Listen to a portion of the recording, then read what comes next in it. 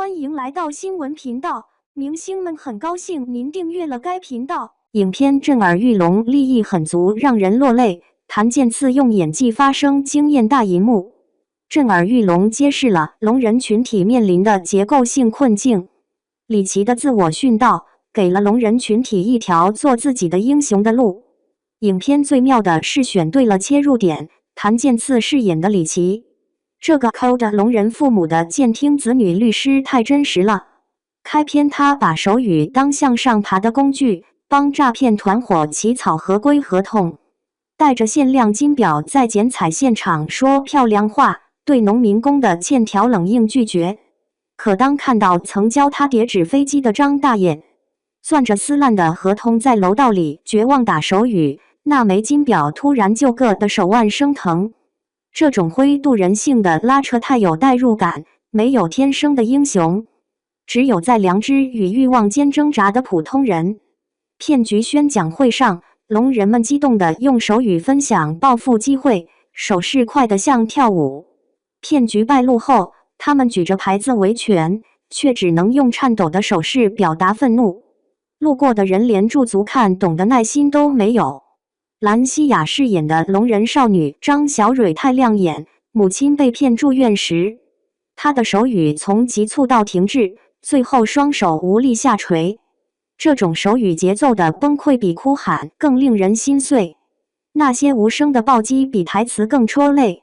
李琦在法庭上同步使用手语与辩护词，颤抖的手语与语声共振，形成无声的轰鸣。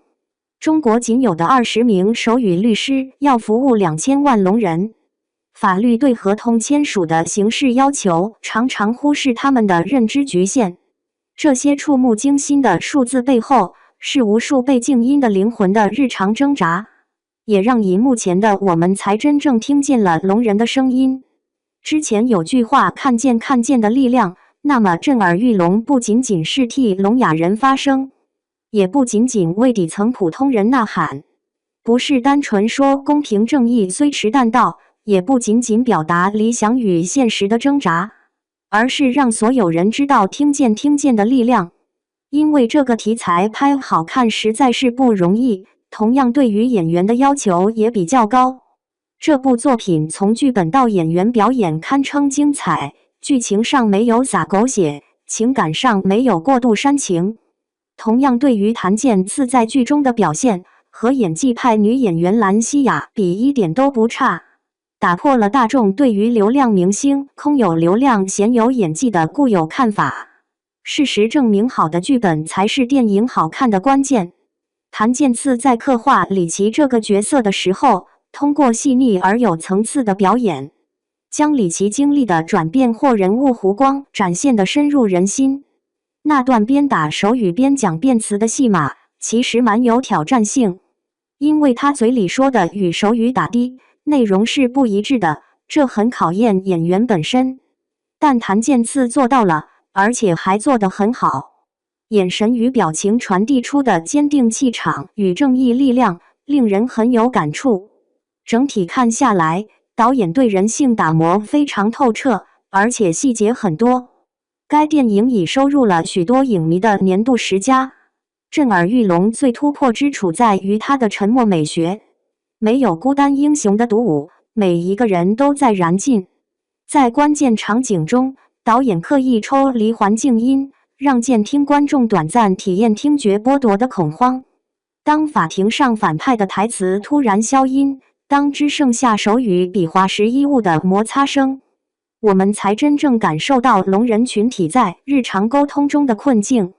这种设计比任何煽情对白都更有力量。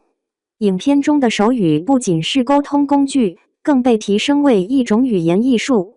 影片结尾的时候，李琦所做出的选择，其实就源自他那善良与正义的心地。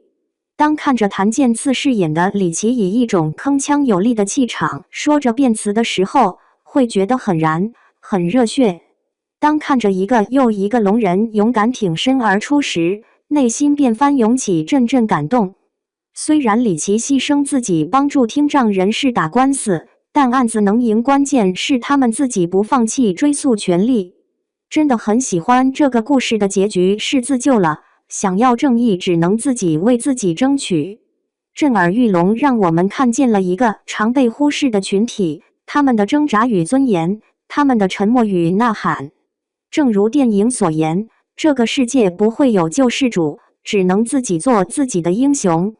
当沉默被赋予表达的权利，当无助被看见并被声援，公平正义便不再是奢侈品，而是可以触摸的现实。